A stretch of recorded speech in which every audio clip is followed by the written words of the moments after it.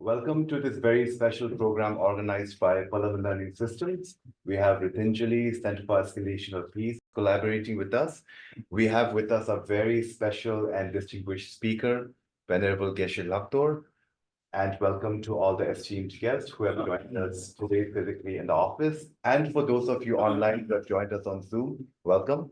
Today's topic is simply titled Harmony of Head and Heart. And I think it's a very important discussion that we'll be having today. But before we do that, I would like to say a few words about Venerable Geshe Lhakdor.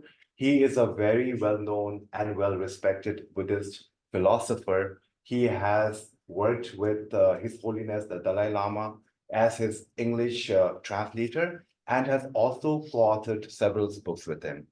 In addition, Venerable Geshe Lhakdor, he is the chairman of the Library of Tibetan Works and Archives, and also the chairman of the Education Commission of the Central Tibetan Administration.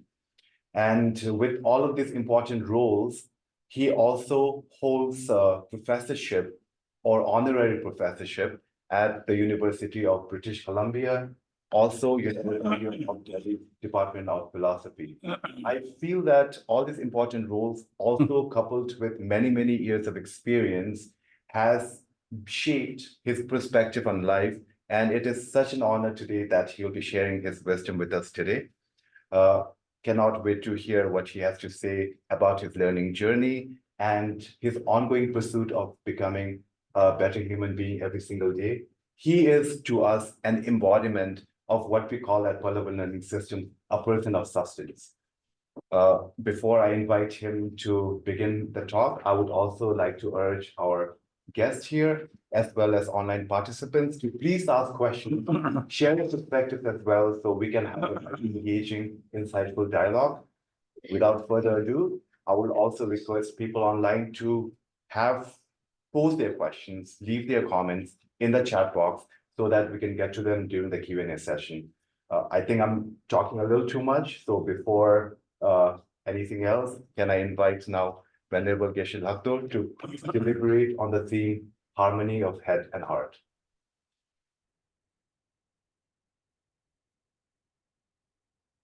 Good morning. Good morning. Well, in his introduction, he spoke about my titles and achievements. These things are nothing. You get it when you become old.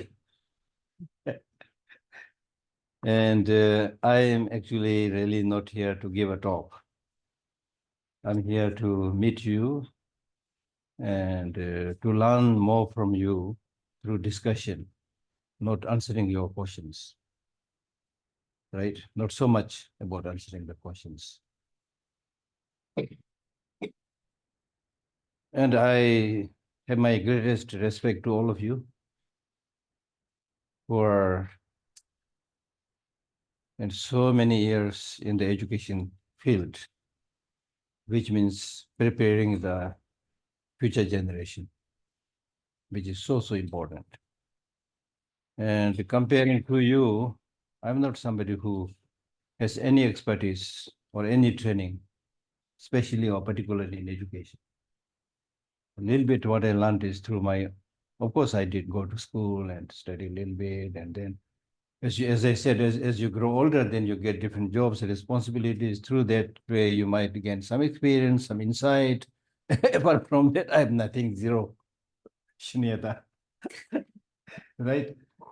But so I'm here really to learn more from you. And in fact, I was thinking, first thing that I should do is any of you, when you next time visit Dharamsala, please visit my small institute and share your experience on education.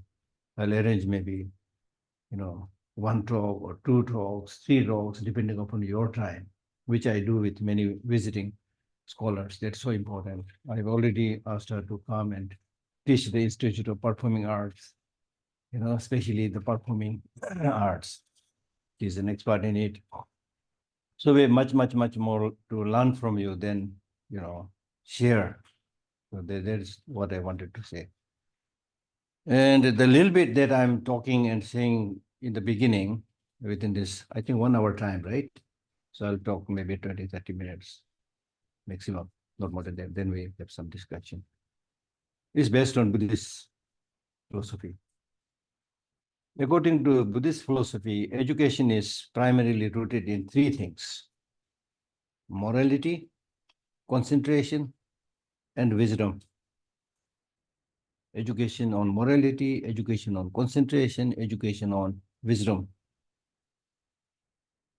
Out of these three, morality is said to be the ground, the breeding ground for all kinds of positive qualities. If you don't have this morality, that background, whatever new things you learn, it is unsure whether it will help the person or the society or harm the person or society. Because we have no shortage of smart, intelligent people, but they use their intelligence in the wrong way, right? So morality, in Hindi, it is called Shila, Shil.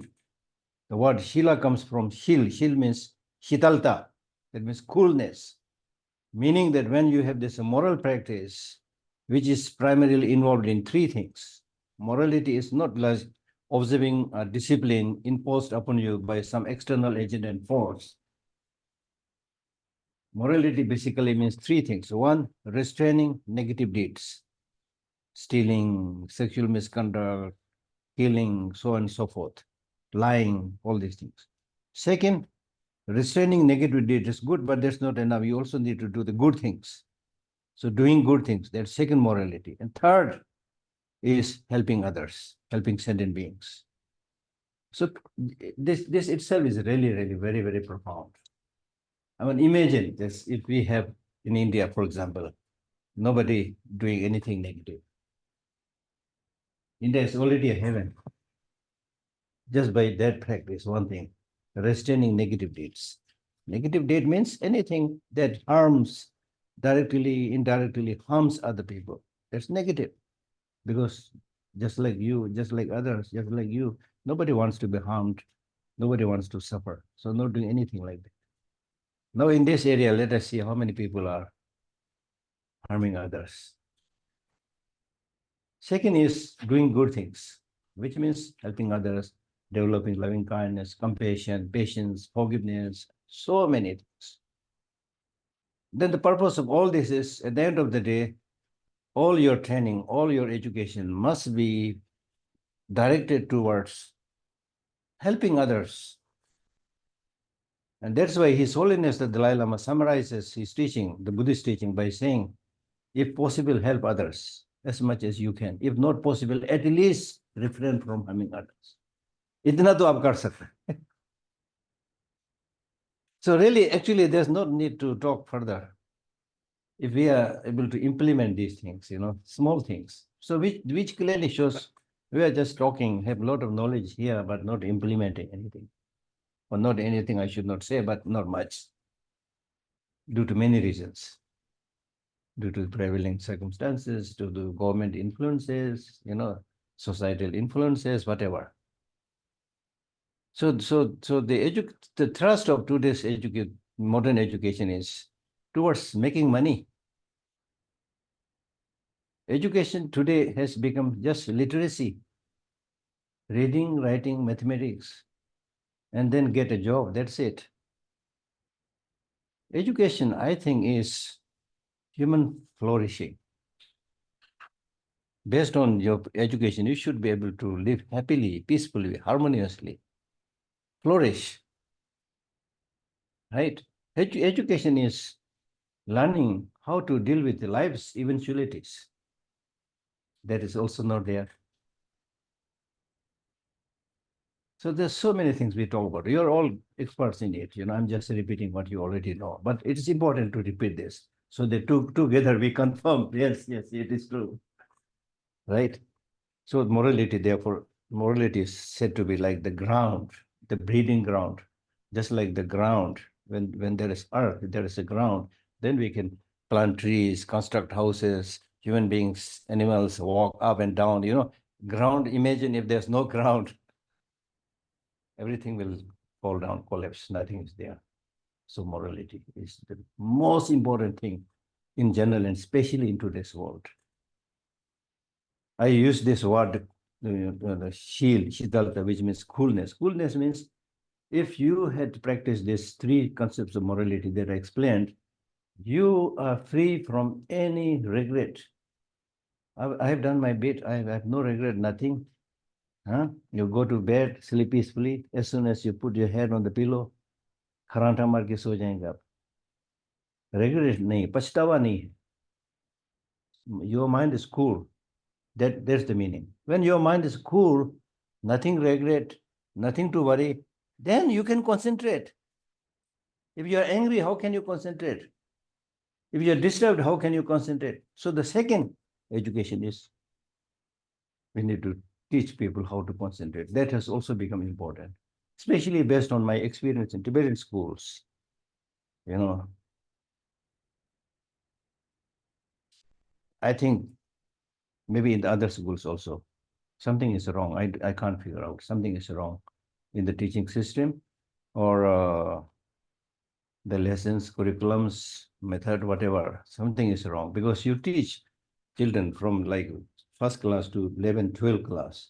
After 12 years of study, many of these students don't even know how to write an application.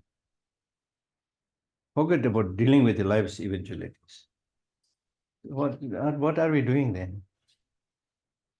So therefore, focus means students need to focus, teachers need to focus, and make sure that they become good in at least few things. For their job also, they need to be expert in one thing. आजकल क्या हुआ? Jack of all trade, master of none. ये हो रहा है. That's the problem. In the Tibetan society, I've observed it. In other schools also, I think this is true. So they should be good at least in one thing, to help themselves to get a job and also to be able to help others through their expertise. Jack of all trade, that's not very useful. So focus on it. And concentration is said to be like, I think it was Plato or Aristotle, I think Plato, who said concentration is the source of success both in war and in peace. It's like a laser beam. When the rays of the light of the laser beam are scattered, it doesn't have the capacity to cut through steel. But when the rays of the light are focused, it can easily cut through steel. This is just a small example. Concentration. When you concentrate, even within a short period of time, you learn so many things precisely, clearly. But if your mind is distracted, so that's the point where I want to go, really distracted. Now look at the distraction we have today in this world. And now it's a well-known phenomenon that people are suffering from attention deficiency. And then with the mobile phone and all these gadgets and the malls and the surroundings, the noise, you know. And then with the so-called the useful science and technology, now especially the artificial intelligence, things like that. You know, I'm a little bit scared about the so-called science and technology. We are all running towards it. Maybe it's need of the time. I may be backward. I don't know much about science and technology, but I'm a little bit scared. Because even in those, old days when there was not much of this science and technology, anything like that, still the Buddha used to teach, don't get distracted. You will miss the point. You will waste your life. Now, today, it looks like the whole environment is saying, come here, buy me. Everything is for sale. And to sell anything, they make everything so attractive, people just get lost. Now with this artificial intelligence, it's again, big distraction. I'm not saying there's no advantage, anything like that. There may be a lot of advantages also. But we go there, and then the point that I'm making is we go so much outward. Within yourself, within your mind, you're khali, you're empty. That's what is happening today. And we witnessed this very clearly during the COVID-19 experience. During the COVID-19, India, because of certain situations, we took wrong steps, so we suffered much, but otherwise we were doing very well. But in many so-called developed countries, many people even committed suicide. Why? Because young people, when the COVID was not there, Young people always go out for dinner, for lunch, socialization, boyfriend, girlfriend, everything outside, mall, shopping, like that. And then suddenly you are asked to confine yourself, stay within yourself, lockdown. You don't know how to stay alone. That is the problem today. You don't know how to live with others, don't know how to live alone. So at the end of the day, we need to learn to live, learn to, know how to live alone. We came alone in this world, going to die alone. In between, kya hangama kar raha?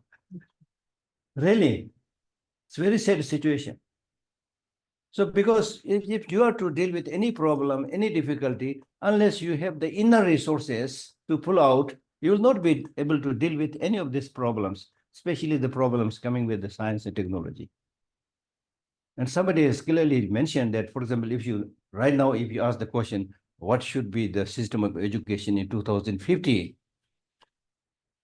Some people may be planning, but according to this writer says it will be very difficult to plan now. Because things are changing at such a great high speed. You have no idea what will happen in 2050.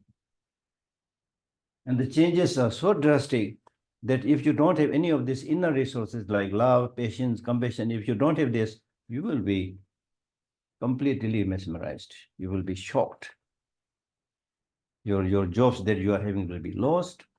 You will not be able to embrace the new situation, and you don't have anything inside. So therefore, what I'm saying is, it's not just the Buddhist teaching or any religious teaching, but unless we have these inner resources, we will not be able to solve any problem. So the point that I'm making is, in the education system, the most important thing is helping students develop this inner resources, loving kindness, compassion, concern for others. For example, right now, if you look at any political system, the political leaders have no concern, no compassion for the well-being of the people. दिल से नहीं है, मुंह से बोल रहा है ये करेगा वो करेगा, दिल से नहीं, कुछ नहीं, there's nothing. When people have no concern for the real concern for your country, for your people, how are they going to guide you? How are they going to lead you? So the leaders, be it the leader of the country, leader of the school, leader of the family, if they don't have this genuine sense of responsibility and love and compassion for those people who they look after, how are you going to bring them forward? Impossible. Very impossible. So therefore, it is really important to instill these inner qualities. And that's why I'm saying India actually did much better than many of the developed countries during the COVID, generally speaking. Because the people thought, oh, India will be now big mess because of its huge population, poverty, and things like that. But people had lived with problem, difficulty, so they know a little bit how to struggle, you see. So that way they did it a little bit better. So from that also we can learn how to, with this inner resource, how to deal with challenges and problems in life. Education, as I said, is to deal with the life's eventualities. That's really, really important, right? So therefore, concentration to achieve something, whatever it is important. And then third is wisdom. Wisdom means the capacity to analyze what is good for you, what is good for others, what is good temporarily, what is good in the long run. The capacity to think for yourself. As we were discussing, before this meeting in the other room, teachers teaching students how to think. वो नहीं है आजकल, thinking नहीं है. We are simply like running after demagogues, people who make great speeches. We just run after them. We just follow gossip. We just follow rumors. I have no capacity to see it and think and decide ये सही है कि नहीं है. वो नहीं है. It's very dangerous. So therefore, I chose this topic today, harmony of head and heart. The head means capacity to analyze and judge. When I talk about harmony of head and heart, I'm really talking about some of the important features of human being. So in the education system also, I really feel It's important to teach what it means to be a human being. What are the distinctive features by which we are distinguished from animals? Now, if there, for example, now there are many, but if I highlight some of them, one is this capacity to judge and analyze and think, and make long-term vision. Animals don't have that. Even if they have very limited, they don't. Then second is language, speech. This language, the special human capacity to talk and share one's thoughts and emotions is very unique. So that primarily means, for me, that primarily means when there is a difficulty, there is a disagreement, there's a problem, then use this beautiful language, sit down and talk, have dialogue and negotiation. We are not like tigers and lions. If it is a disagreement, conflict between tiger and lion, they can't say, let us sit down and talk and have a dialogue to solve the problem. The only thing they can do is use their physical power, pounce upon each other and tear each other apart. We are doing like that. We should not do that. We have this language. Okay, sorry, what is the problem? Let us talk, please. You can solve it. I myself try to do it on a very small level, and you can solve it. How do you want? Then the human feature is this long arm. It's for hugging. Nice fingers for shaking hand, not for hitting. If it is for hitting, then these fingers should not be there. We should have just a fist so that it will quickly hit. Then the teeth also, we do eat meat, but we are not carnivores. With using teeth, we try to kill other animals, forget about killing other animals, all our teeth will fall out. Then our nails also, good for scratching, but not for killing other animals. We are not like hogs and things like that. So if the point that I'm making is, if you look at our physical posture, it's for kindness, it's for peace. If this is the case, then why human beings have become the most destructive animal species on this planet? This is because we have misused our human intelligence. The greatest power that we have is human intelligence. And this human intelligence got corrupted. This great human intelligence, now we are using it to make atom bombs.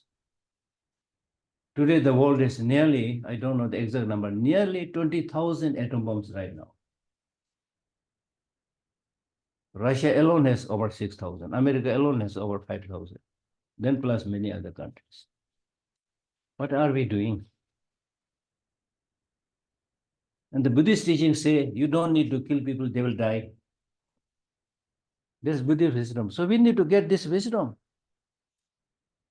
We are so fragile, so have so many problems.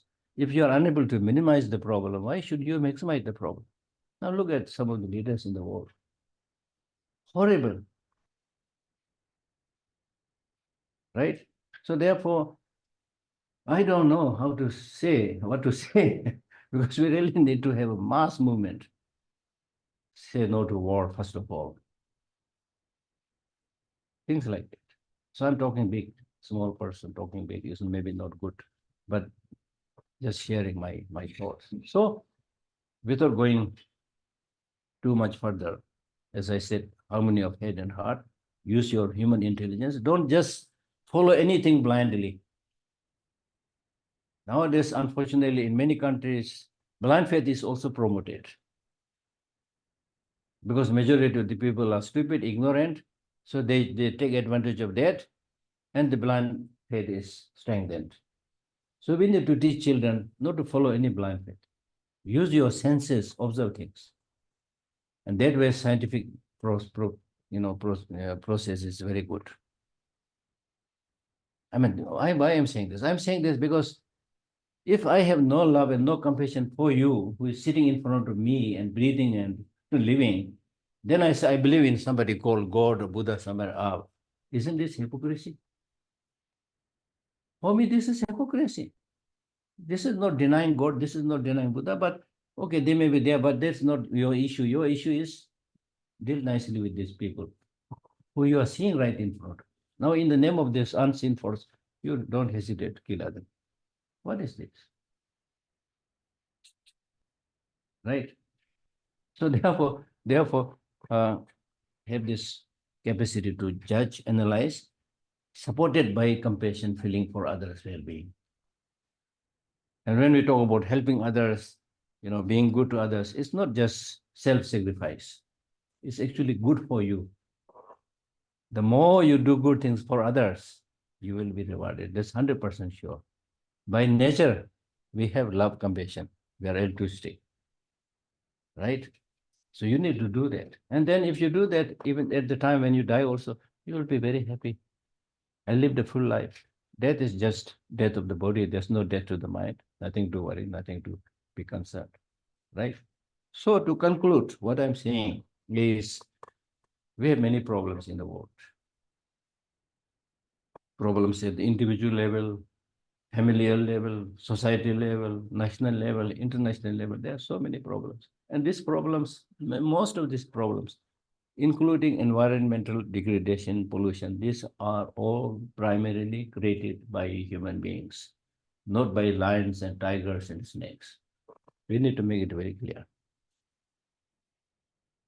This is because we have this inside, we have this unchecked greed. Or chahiye, or chahiye, or chahiye, or chahiye. और चाहिए कहां से? When you say और चाहिए, और चाहिए, और चाहिए, जो आपको चाहिए वो कहां से मिलेगा? एनवायरनमेंट से तो मिलेगा ना, नेचुरल रिसोर्सेज तो मिलेगा ना. Natural resources are physical resources. They have limitation. So how can you have unlimited growth, the so-called GDP, whatever, NTV, whatever? Every country thinks we should develop every year. Impossible. Because the sources for this so-called development is physical, material, limited. So you cannot make unlimited development from limited resources. If you try to do that, you will end up killing the external natural resources, which we are now witnessing. Look at big cities like Delhi and other big cities, the amount of pollution, water pollution, air pollution. And who lives there in these big cities? The so-called intelligent human beings, not able to deal with these small problems. And then talking big. Let us go to the moon. Right? So I should now conclude, otherwise it will be endless talking. So in conclusion, I'm saying we have many problems, and the problems will not be solved by science. The problems will not solved by religion. The problem must be solved by human beings, himself and herself. Unless we change, unless human beings who is sitting to steer the machine forward, if that person's mind is lunatic, unbalanced, unhappy, will only have endless problems and difficulties. That's 100% sure. So therefore, in Buddhism, the word dharma means chu. Chu means change yourself. And if we play with this English word individual, which means indivisible part of the whole, the world. So the part of the bigger world doesn't change, how can the big world change? So we need to, think about that.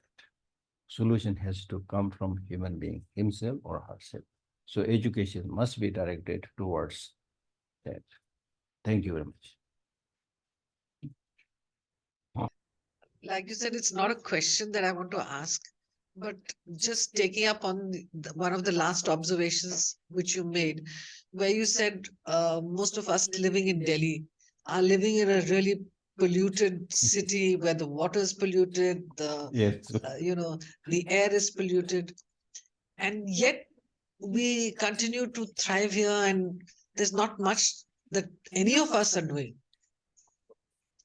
I don't know, as individuals, there is something that we all need to get together and really put this forward. Otherwise, as a generation, definitely need to focus on this issue. We need to focus. It is important, but it's not easy. That's true. One time I was attending a meeting in Delhi University, where His Holiness was visiting. And there was a senior Gandhian who was sitting next to me. So we were casually discussing about many of these things, pollution, things like that.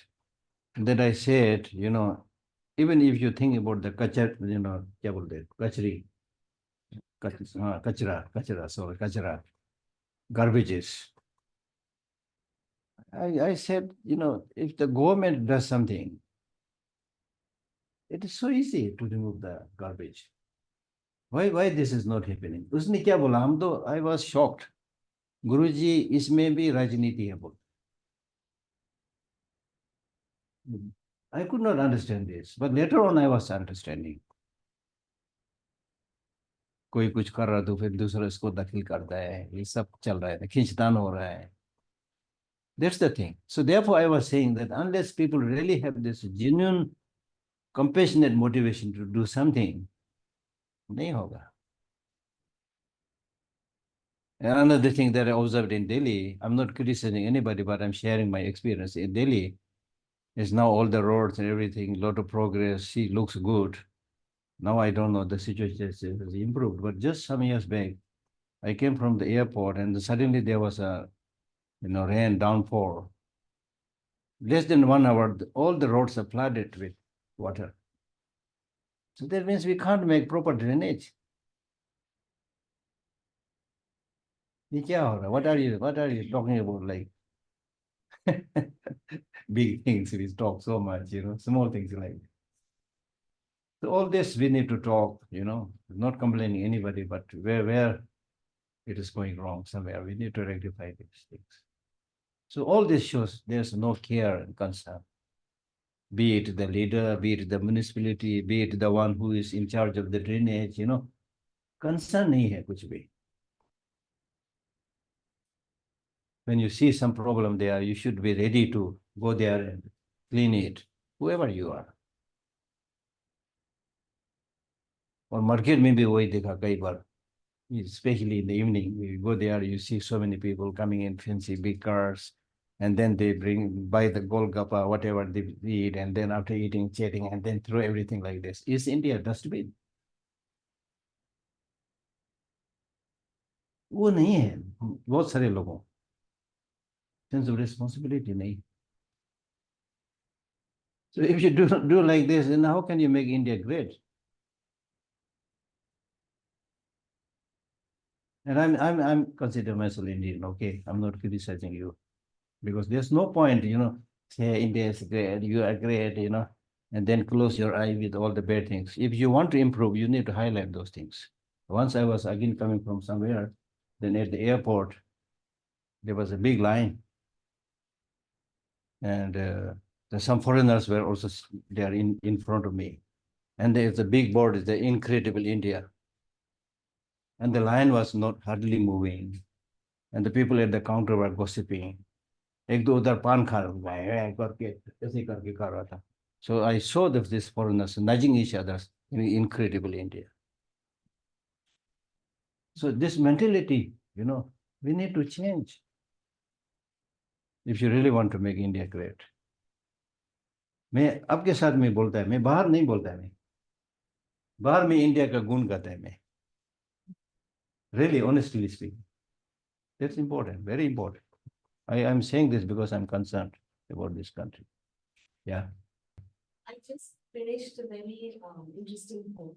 It's called An Uncommon Love. It's by Chitra Banerjee Divakurunu, and it's about the life of Narayan Murthy and Sudha Murthy. So I'd always known about Narayan Murthy being, an extremely successful entrepreneur who built Infosys and, created India's, story in the export of software services. And I would always just hear about his business accomplishments. But this book opened my eyes, and we've been talking about compassion. So I learned a lot more about Narayan Murthy through this book, that he believes in compassionate capitalism. Exactly. That's how he was referred to it. And it was so interesting to hear that he truly felt for the people who were working with him even when he started the organization. So he used to treat them like family. They would come and stay in his house, they would eat in his house. He gave them a lot of shareholding of his company, saying that, I need to look after them. So it was a very interesting way of looking at things. Exactly. I need to teach them. I'm like their guru, I'm like their teacher, not like their boss. Exactly. So it was a very refreshing and inspiring way Yes. of looking at the corporate sector and Yes. how things happen Yes. there. Yes. And so it just kind of triggered the thought because we were talking about how compassion is necessary in all walks of In life. Buddhism also, Yeah. for a true Buddhist practitioner, the so-called bodhisattvas or Buddhas, they are considered as servants of human beings, not the bosses of human beings. Servants. Servants doesn't mean anything negative. It means you have this great privilege in serving others. Purpose of life is to make, bring smile on the face of even one person by doing something, by serving. That should be there. All those teachings are there in India. But the problem is, again, implementation. So in education also, we need to focus more on implementation, practice, not just talking. I think I'd like to bring back the focus on what you had said about hypocrisy. Exactly. Now, Narayan Murthy's story is very inspiring.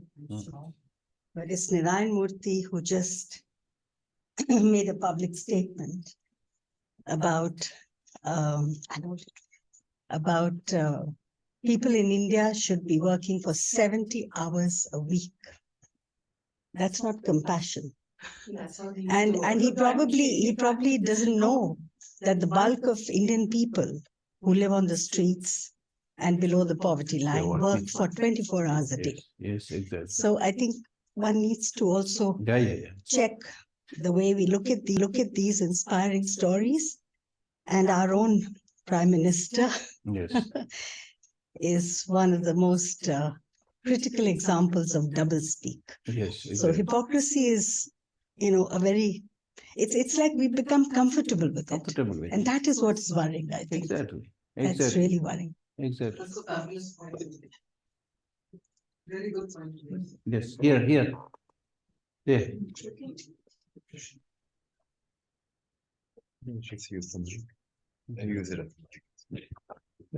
Hypocrisy is everywhere though. It's with the leaders, it's with the individuals as well. We always get concerned about comparison. It's not my job. Exactly. Yeah, I have appointed the leaders. Yes. They would do it. Exactly. Right? Exactly. Even in schools, right? There is tremendous comparison between whose job it is. Exactly. Right? Teachers, the intellectual, the storehouses and the revered ones, they would always compare. Right? I haven't got these directions. Why should I do it? Exactly. Right? Exactly. Or I'm getting stifled by the leadership. Why should I do it? Right? Exactly. I mean, I would only do the basics. Exactly. Right? So I think one can only, my observation, right? One can only inquire that what is your own standing, what is on this matter, what is, where are you getting stifled by, right? Is it your own comparison, right? Or power politics that you're getting into, right? Because forever we are just putting the blame on the other. Yeah. But the thing is, sometimes you need to, when you teach, you need to give concrete examples. For example, when you say, okay, this is not my given job, why should I do it? Things like that. Then bring that same situation in a family situation.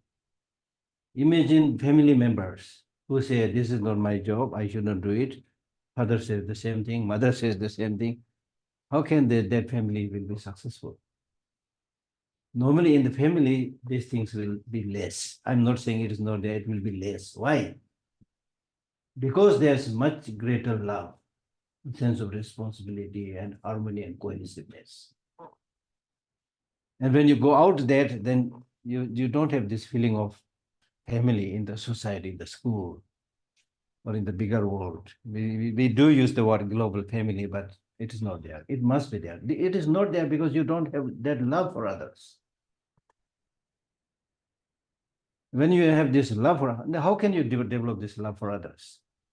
You can develop this love for others not because you are going to get some, material benefit, but at least according to Buddhist teaching, you need to have this love and compassion for others by thinking that all these people who I know, who I don't know, they are all exactly like me, wanting happiness, not wanting suffering.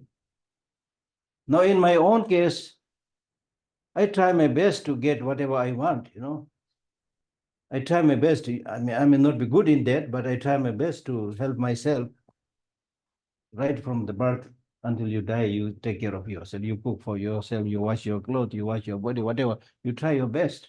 Now, out of the blue, if somebody appears and says, I've seen you taking so much care about yourself. Why do you take so much care about yourself? What will be your answer? You can give different answers. But at the end of the day, the right answer will be because I want happiness to not want suffering. If you give answers like because I'm a professor or I'm a Geshe, this is also answer, but that's not the ultimate answer. Ultimate answer is I want happiness, do not want suffering. So in that case, you should also help others because they also want happiness, they do not want suffering. Then you will say, yeah, that is true, but she will take care of herself, I'll take care of myself. Now you can see you're thinking you're not connected to them. Then you need to tell them, no, you're connected to them also. Your happiness, your suffering is connected to them. Therefore, you may not be able to take as good care as you would take yourself, but you need to take care of others. At least mentally you should feel concern for their well-being. Concern for their well-being, because if you have this right understanding, then when you look at the eyes, faces of every individual, and I was in many of my talks recently, I was saying, because sometimes you need to, use these very powerful examples.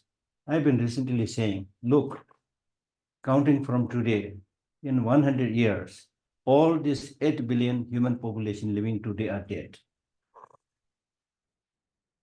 I'm not saying they will be killed by atom bombs. All those things will be there, but even otherwise, this is law of nature. Now, why should we understand this? We should understand this because much of this problem that we have is because of not understanding the reality, because of not able to develop a larger perspective.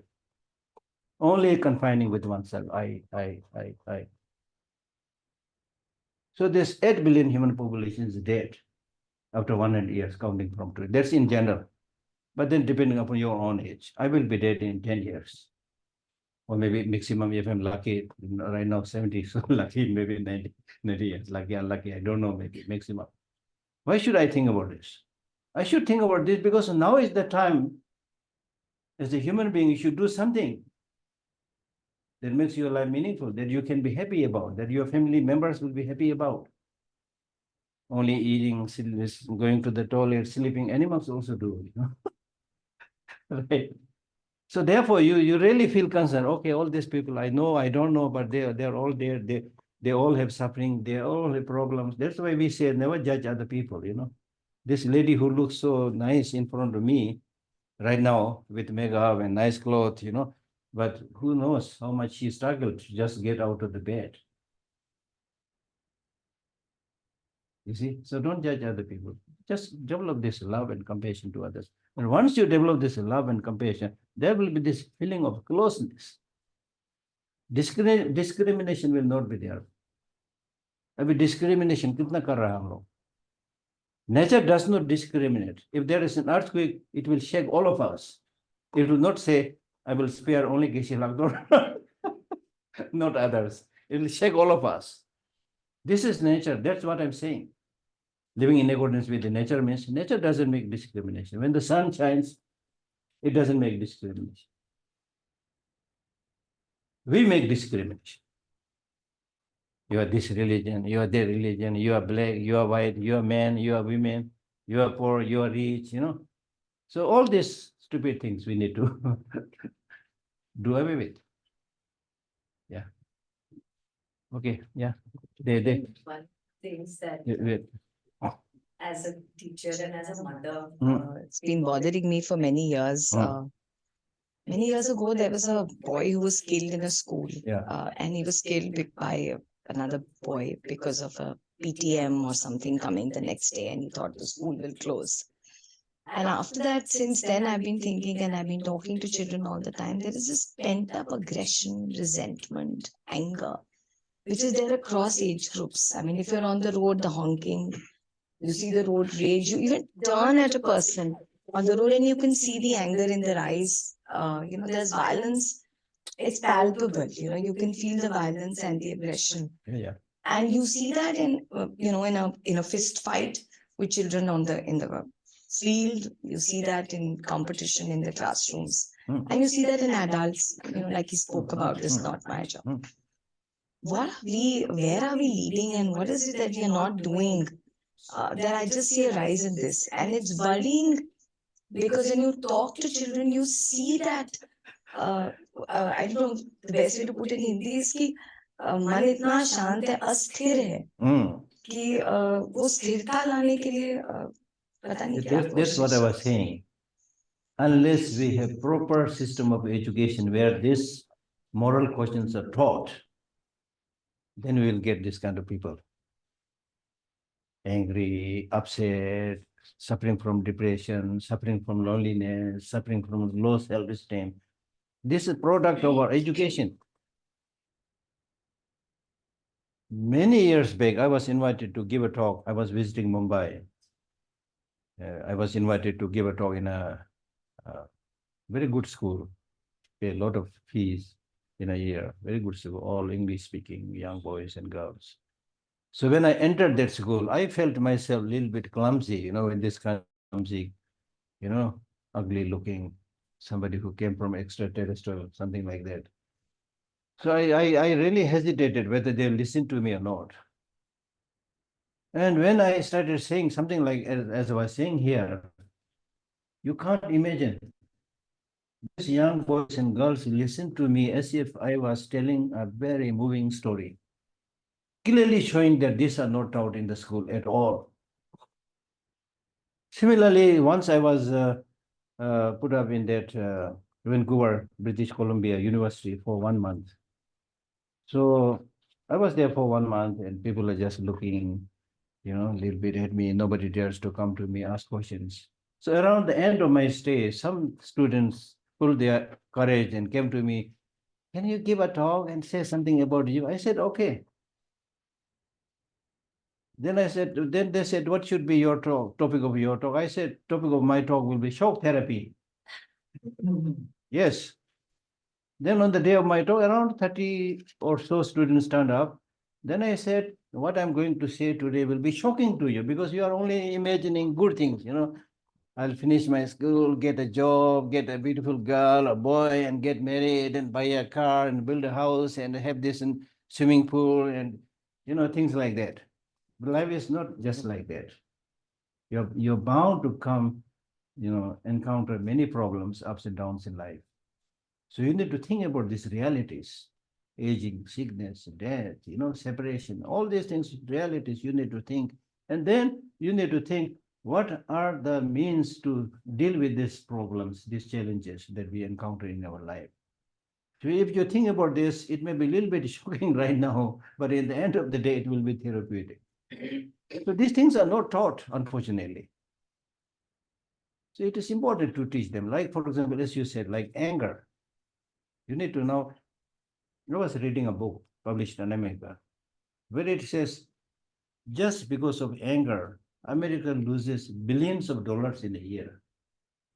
It's not just talking about religious practice. In terms of your own, life, in terms of the, economical state of the country also, billions of dollars. Because of anger, there is a fighting, there's a killing, there's a road rage, there is a shooting. See? So when we talk about imbibing ourselves with these inner qualities, we are not talking about like feel-good practices, that you do this, you'll go to heaven, and the gods and the celestial damsels are waiting there to welcome you. We are not talking about this. We are saying it's good for you, it's good for the success of your family, it's good for the success of your nation.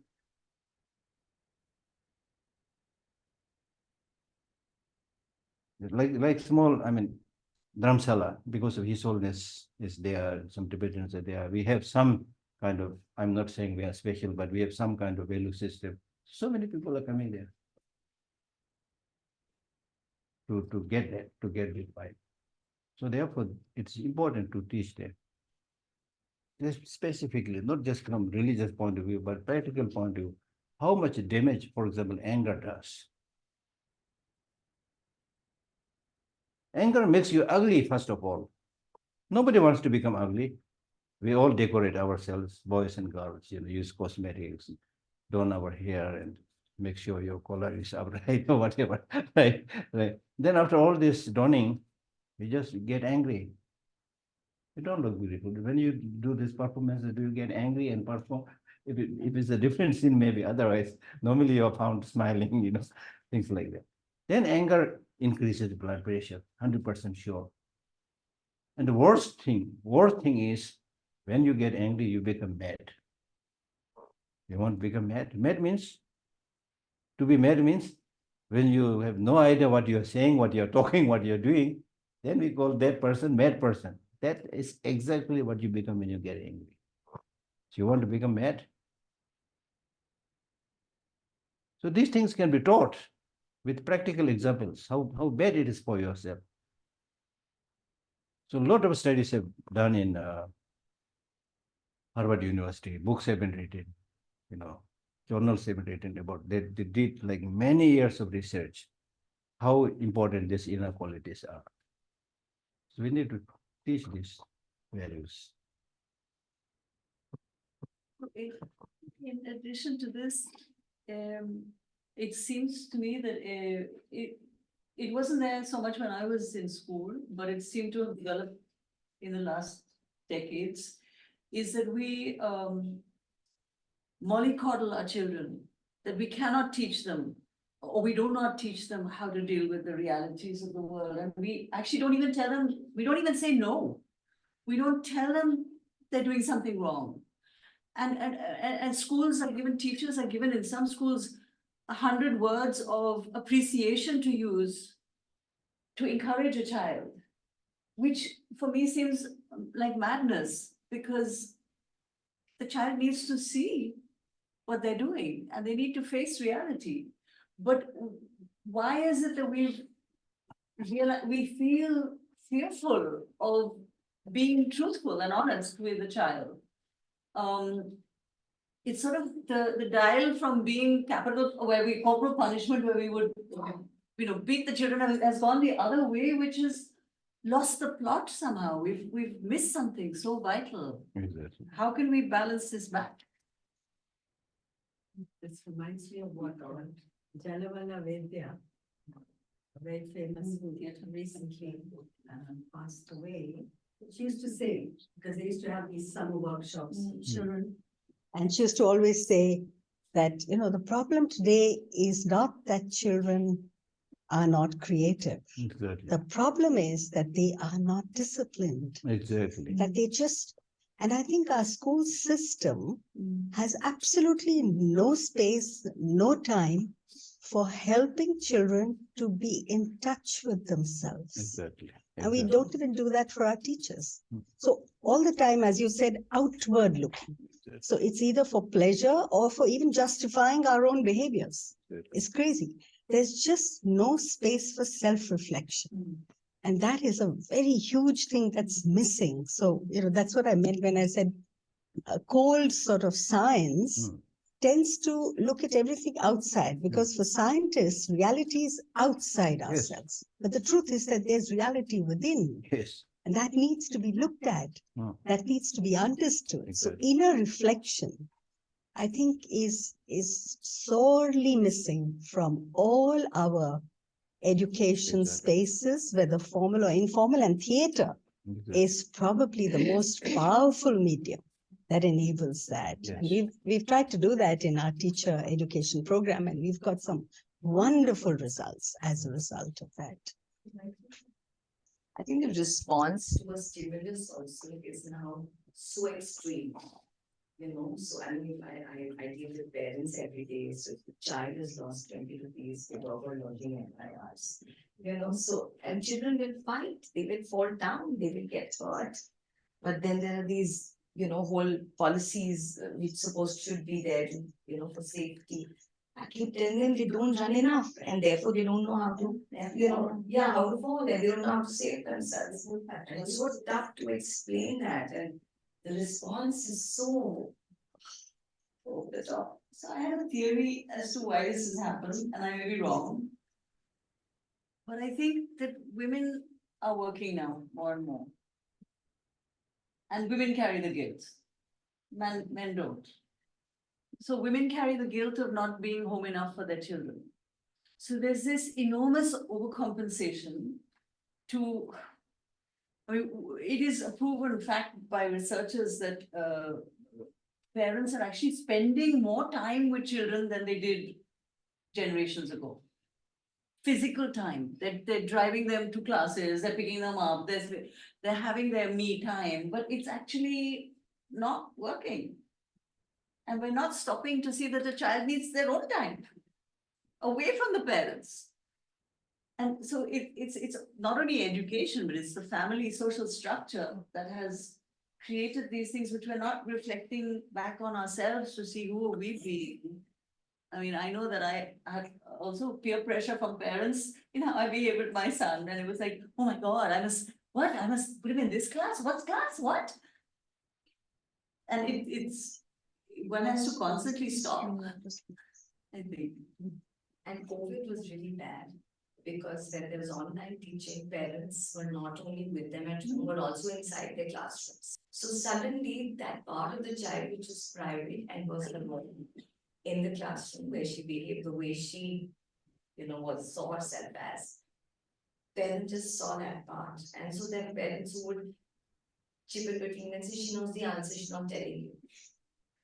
And and so the helicopter parents became, and children just lost, and so many children are coming with anxiety now, post-COVID, because now the parents have sort of, in a way they've seen through them, so to say, because that was their own space. They came to school, they did summer stay, nobody comes to school to study, social interactions. That's terrible, I think, for children. The worst hit for children. Yeah, I just wanted to add my 2 bits to your comments. One was when you mentioned about parents doing a lot more for the child, driving them here, there. Basically, it has been proved that it's not about what you instill in the child. It's about what the environment instills in the child, including their genes. So telling a child has no effect on the purpose of education. But the environment that you put him into, whether it is through travel or where you live, or the colony you're in, or the kind of friends they pick up from school, that has a much more important transformative quality for the child. The second point that you mentioned about overcompensation and why we are praising the child and why that, of course, in America, as you know, is the standard bearer of that kind of parenting. But it's also a much larger picture of capitalism versus socialism. In the other kind of societies that we have generated, whether it's a welfare state or socialist or communist communities, or communities based on tribal and other affiliations, the society is more important than the GPA or the per capita income.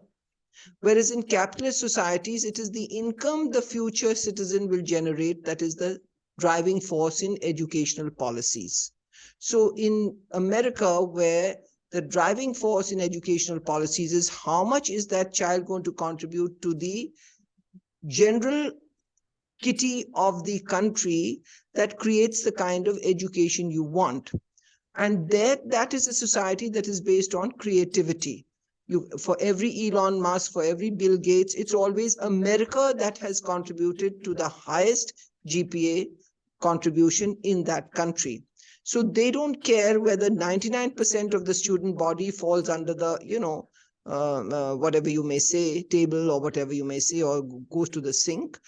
As long as the one person created will transform the economics of that country. So you are looking at it through the prism of, welfare, socialism, what you can, like you have in England, you have the health schemes, etc. But America is looking at it. The policymakers are looking at it. How do we catch that one genius? And that one genius only flowers with this kind of parenting. So they are looking to find the genius in that one child that will create Microsoft or XYZ. So this is just an addendum to what you have said and to give you a kind of a picture, because I have 5 granddaughters being raised in the US and I have quite deeply experienced this. I think, Geshe, we do have a question online from one of the people on Zoom. The question is, grief comes in different degrees, and you have talked about how do we deal with life's eventuality. So Sudarshan wants to know, in everyone's life, there comes a time when there is immense grief, there's utmost grief. So how do we deal with that, and how do we ensure that we are able to overcome it for good inner peace and a healthy life after that grief? Now, as I was saying, all problems, including grief, comes because of our not having larger perspective of the law of nature and life. When we live with our family members and close friends, and especially the person you love, you think, I will live with this person forever. Misplaced understanding. So right in the beginning, you should have this idea that I don't know when he's going to die. I don't know when I'm going to die. Now today, if you say something like this, फिर क्या बोलते हैं आप लोग? ऐसे अशुभ शब्द मत बोलो. You don't want to listen to the real story. ये अशुभ नहीं है, reality है. So if you are somebody who has this understanding right from the beginning, actually you will live your life much more harmoniously, much more better, because now I don't know when he's going to die. So therefore, right now, when we are living together, I must be nice to my brother, sister, wife, husband, whatever. So when that person dies, you have no regret. When you were living together, you lived nicely. Now, hota kya hai? Ki when we are living together, after the honeymoon, okay? Before the honeymoon, you look nice. I love you, you love me, you're over the board, dancing on the cloud, things like that, right? And then after the honeymoon, gradually the familiarity breeds contempt. वो शुरू हो जाता है. Then you don't also talk nicely to each other, not so nice to each other. But then again, once that somebody, that person dies, then you shed your crocodile tear. रोना बिलखना दिखाने के लिए चाहिए सब कुछ आपको. I'm a little bit on the extreme side. I'm a little bit exaggerating, but what I'm saying is this is what we do normally. So the Buddha said, don't do anything useless. Do those things which is useful. Useful means when you're living together, live nicely. Let your husband, wife do good things so that after the death, his soul or mind doesn't go to a bad state. All those things you do. And when that person dies, you have nothing to regret. You accept, yes. Meeting is parting. If you don't want parting, don't meet, don't marry. Things like that. So these are all a question of understanding the reality. That's why I give you the example of 8 billion human population, you see. And then the most important thing is, if grieving is a solution, then you grieve as long as you want. That's not solution. Yesterday in my talk, also people were talking, I was talking about happiness, unhappiness. Then they asked me, Geshe La, are you really happy? I said, I'm happy. Then the question was followed by saying, when there's so much suffering around, how can you be happy? Then I said, my unhappiness will not solve their problem, so I'm happy. Because at least if I'm happy, I will be in a state to be able to extend my help and go around and help. You see, if your mind also disturbed, then see the other problems, how are you going to help others, you see? So that's the thing. So therefore, it's really, really important to understand law of nature, see everything from a larger perspective, accept the reality. Reality, don't try to go against reality. With this so-called science and other things, we are trying to, in many ways, we are trying to go against reality. There was a time when people die, they die in your home, you look after them, they die, sab kuch hota tha. Now when somebody is about to die, he's whisked away to a hospital and died there, nobody knows when he died, you see, kuch nahi hota. And then after the death, you put in the cremation ground and, put some nice flowers. Ab kya karenge? Jab aadmi mar gaya to दो के flower करके वहां जाके रोके ऐसे करता है हम लोग पता नहीं क्यों करता है ज्यादा फायदा नहीं and now we as you mentioned we don't want to see the ugly side. The cremation is also in many so-called developed countries. The cremation is the place of cremation is somewhere where not everybody can see. It's a little bit hidden. It's treated as a taboo, ugly side. This is our mental attitude. But this is based on because we have no understanding of what death is. Death is not something to be scared about. It's something to be understood. Death and life are part of the two sides of the same coin. And the so-called death that we normally understand is not the death of the person, not the death of the mind. It's just the change of the body. And that change of the body actually takes place every day we are dying. Scientifically, I'm not just saying from Buddhist view. Every day we are dying. So much so they say that after every 7 years, you're completely different person. So there's this very interesting story of a criminal who was caught and imprisoned. And after 7 years, he said, I'm completely different person. Release me from the prison. So it's like that. So now in my case, I already undergone major death 7 times. 70 means. And then minor death, I'm dying every day. Change is taking place every day. And we are not cognizant of that. We are still thinking, I'm going to live forever. And the problem is, if you plan going to live forever, then you need more building, more cars, these things, If you are prepared to die, then there will be contentment, there will be less greed. इतना ठीक है बैठने के लिए जगह है सोने के लिए कमरा है खाने के लिए खाना है इतना ठीक है बस और नहीं चाहिए अभी दुनिया क्या हो रहा और चाहिए और चाहिए और चाहिए That's the problem. Okay.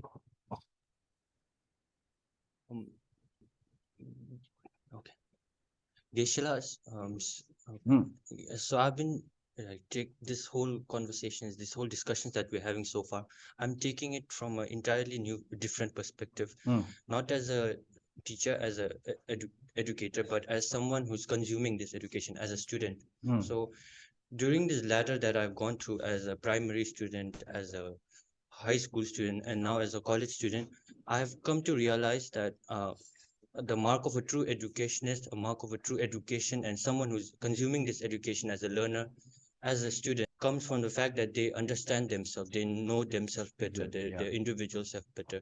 But something that has been bothering me so far is that the steps taken towards this understanding of self, I don't have a proper tip for someone who wants to start with this journey. So do you have any procedures or methods that can take you towards those journey of learning yourself better, to understand your individual self better? Yeah, understanding, as I said, understanding not only individual self, but understanding the whole law of nature, understanding other people, and especially understanding the upheaval of emotions that you and other people are robbed all the time, understanding those things, then accordingly dealing with them. That's important, right? Now in life, if you really want to achieve a great transformation, one thing that is really, really important is you should have integrity. If you don't have this sense of discipline, sense of integrity, then you will be tossed around by the, as already mentioned, by the power of the environment, you see. The problem that we are facing in giving all this value education system is, as you rightly mentioned, it's the environment.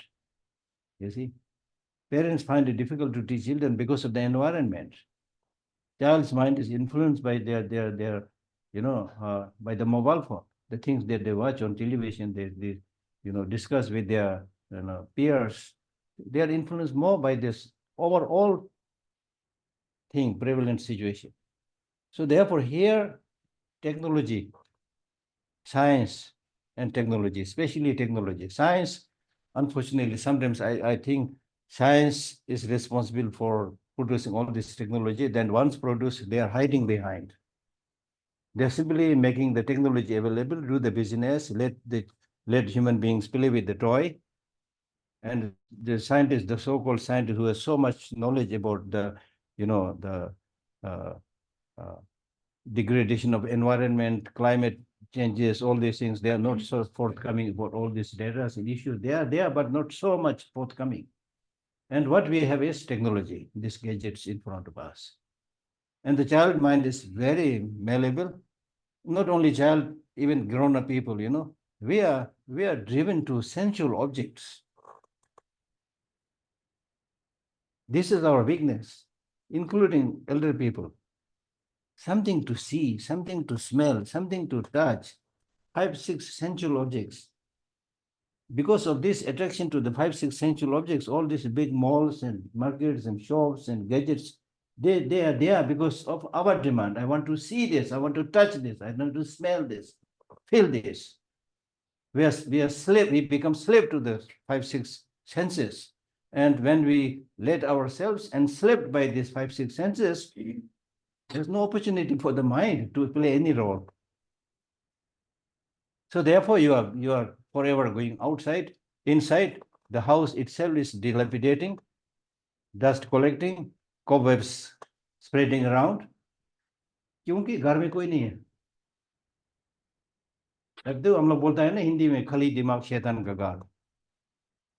वही हो रहा है. That's the problem. And especially this is quickly happening with the young people. Their mind is really want to play with these things. That is corporeal, that is material. Who will sit there and think about the invisible force, the mind, things like that. That's the problem, you see. So unless you be skillful in teaching constantly, they'll not understand it. Even grown-up people, in our daily life, we are more prone to the sensual objects than on the contact. Who does the meditation? Who does the inner reflection? Very few. Because we are prone to only physical, material objects. Whereas in reality, what controls our life is the mind, not the senses, the mental consciousness. So very often I ask the question, who is your real boss? Then I tell them, oh, your real boss is not your husband, not your wife. It is your mind, not even prime minister, it is your mind. And this poor mind, we do talk about my mind is happy, not happy, but if you ask people, how can you really define this mind? Is it something there really, or you're just talking? Many people are not sure. You see? So of course, it is very much there. It's like the electric current. It is energy. It is very much there. And anything that is existent doesn't have to be a material existence. And we all know it is the mind which is telling us what to do, what not to do, where to go, where not to go. It's not your body. Body is just a slave. So therefore, the important role played by the mind has to be told.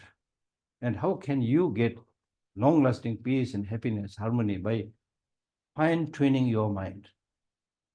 तो आपके अंदर में है, बाहर से लेने का जरूरत नहीं.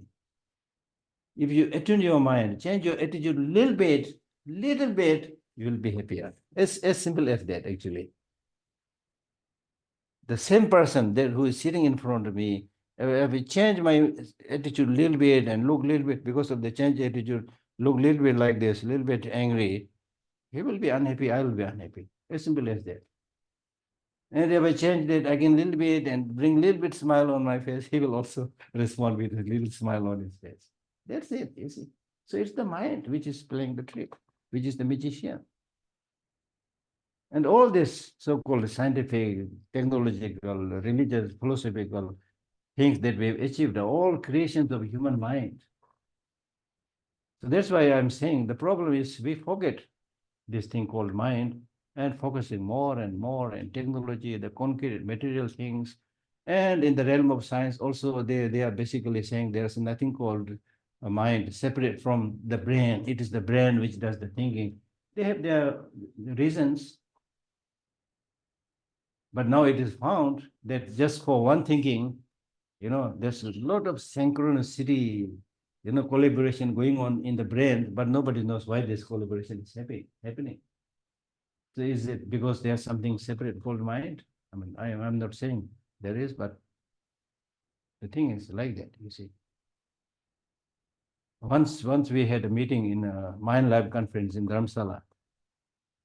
So there was a lot of discussion between His Holiness and some of the Tibetan teachers and scientists. The scientists were talking about, the brain which does the thinking. The Buddhist was talking about the mind which does the thinking. So a lot of discussion, heated discussion. Then during the tea break, I was sipping tea with few friends, and I told them I have good news.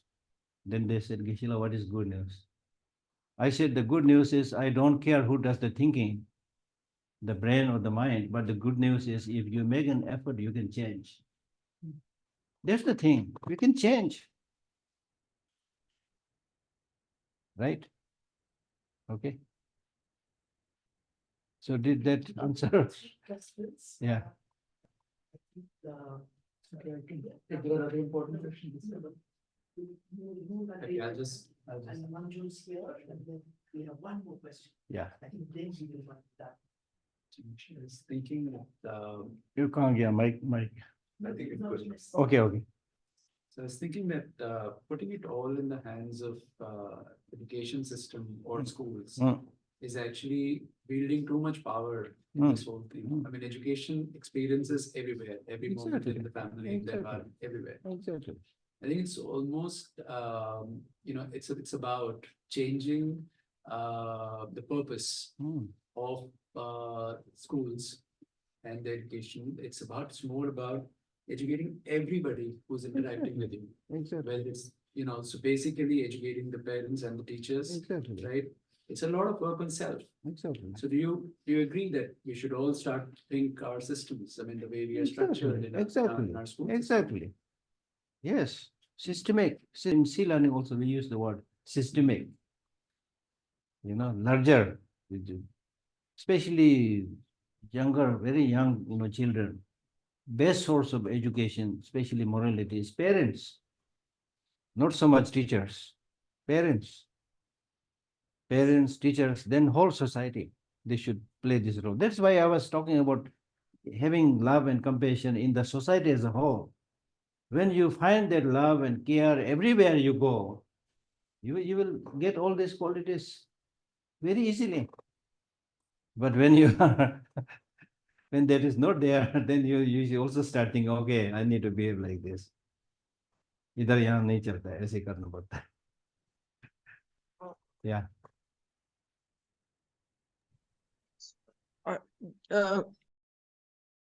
I don't know if it's a question or a comment, but you mentioned about the desires that we have. Hindi में उसके कहते हैं ईर्ष्या. जब ईर्ष्या पैदा होती है, and ईर्ष्या control में नहीं आता है, it goes beyond. So these desires that we have are also a manifestation of what is in the universe. It doesn't come from nowhere. As Buddhism says, everything is within and without. So that is the first thing. The second thing is, as far as I understand, certain streams of Buddhism believe that these earthly desires are basically a ladder to our own salvation. Without these earthly desires, our own, instinct or our own seeking spirit would not be there. So they have a positive impact on the human psyche, as well as what you have already said, because without the earthly desires, this universe as we know it would not exist. I wanted to have your comment on that. Yeah, number one, the whole purpose of discussion is, do we want long-lasting peace and happiness or not? That's the question. If we want a long-lasting peace and happiness, then these emotions like anger, desire, jealousy, are they really useful for promoting that? That's the question. It's not so much whether it's universal or coming from there or not. The question is whether this, in Buddhism, we in fact use the word negative emotions. whether these negative emotions like anger, jealousy, attachment, so forth are useful for getting that. Yes, ephemeral pleasure, yes, you can get. Now we are talking about long-lasting happiness. When I use this word long-lasting happiness, I don't have any like Buddhist contention in mind, but I've asked this question in many places all over the world. In fact, when I start my teaching, I always ask, do you want happiness? Everybody says, I want happiness. Then I ask a second question by saying, for how many days you want happiness? And just as you're smiling, you know, people react like that. So by that, they are saying, basically, as far as happiness is concerned, we want it as long as possible. That is our inborn urge. Nothing to do with any particular religion. So now, having understood that, then we need to ask the next relevant question is, if you really want that long-lasting happiness, from where do you think you are going to get that long-lasting happiness? From these earthly desires, attachment, anger, and so forth? You need to, I'm not saying yes or no, but you need to explore, at least from Buddhist viewpoint, no. From these negative emotions, you're not going to get that long-lasting happiness. It is there, very much there, but it is very much there doesn't mean it should be there forever. So the question is it really necessary? Then with the emotions like anger also, people say, oh, anger is needed, especially in today's society. Because they say this because they think if anger is not there, you will lose all your power and strength. That's not true. You can develop actually much more powerful energy strength than having anger. So these things has to be taught slowly and slowly. So that's important. Yeah. And then desire, when if we have to be again very careful about the usage of English terms like desire. Desire, normally we prefer using attachment than desire. When we use the word desire, there are good desire, bad desire. The desire to help others, the desire to become Buddha, these are good. Right? So again, you know, there are like positive and negative desire. Yeah.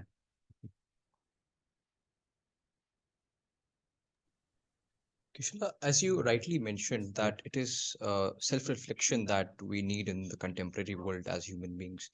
But sir, in the contemporary world, we are being bombarded with constant influences from around us through social media and other processes. So my question is that I think that these influences also lead to a lack of personal agency, or in crude words, free will.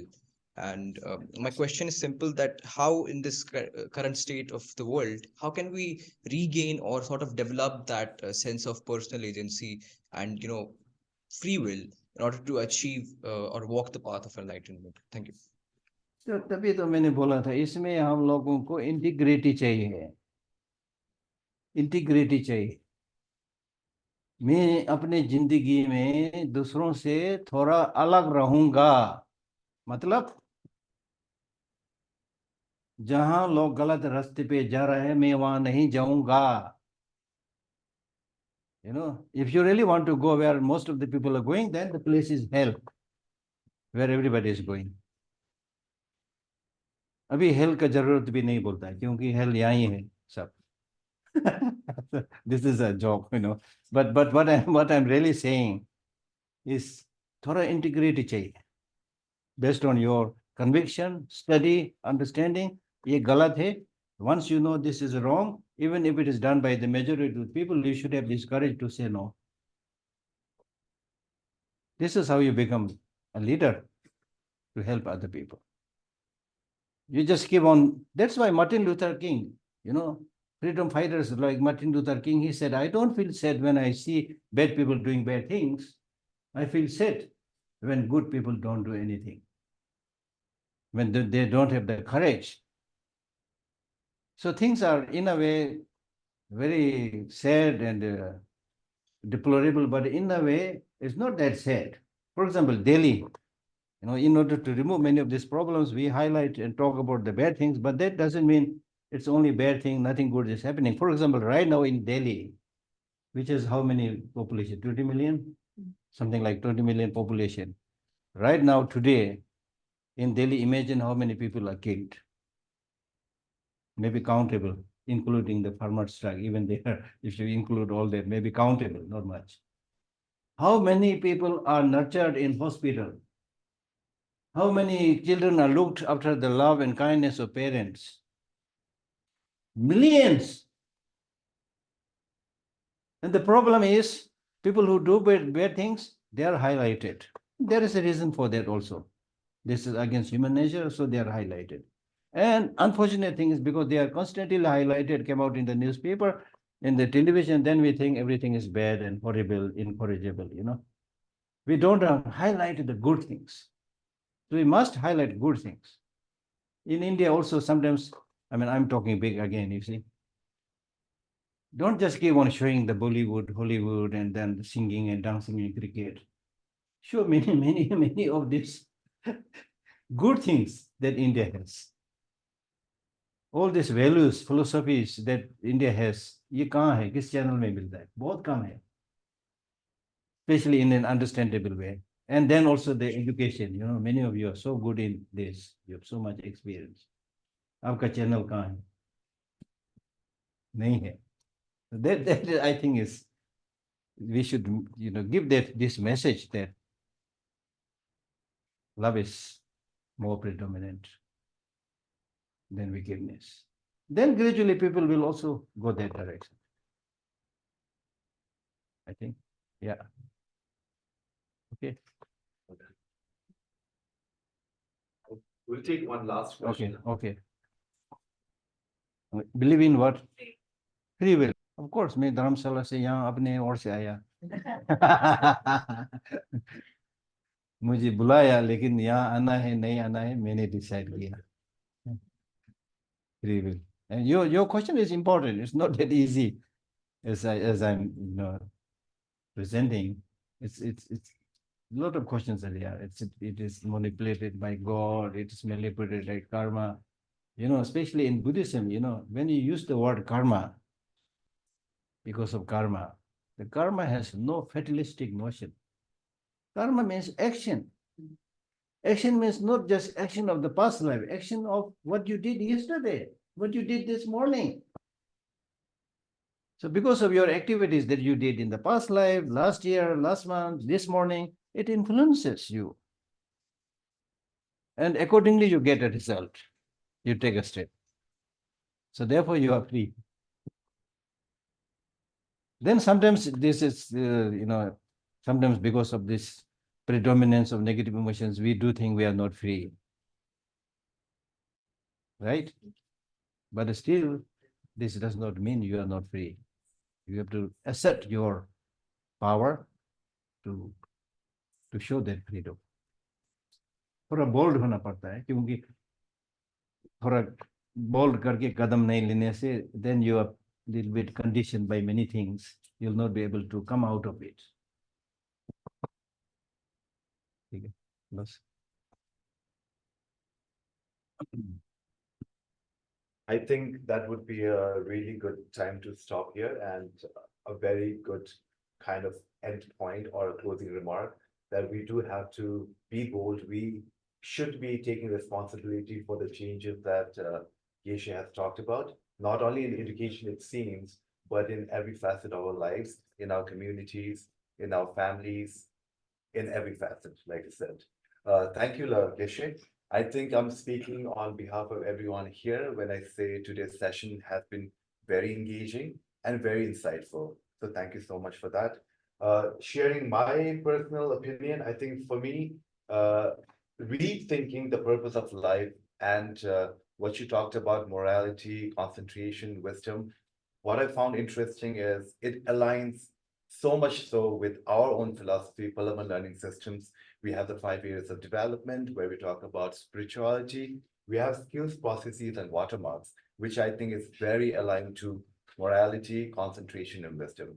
So thank you so much. And if any of you are interested in what I'm referring to, please write to us and we'll be more than delighted to share our books here already, but any more information.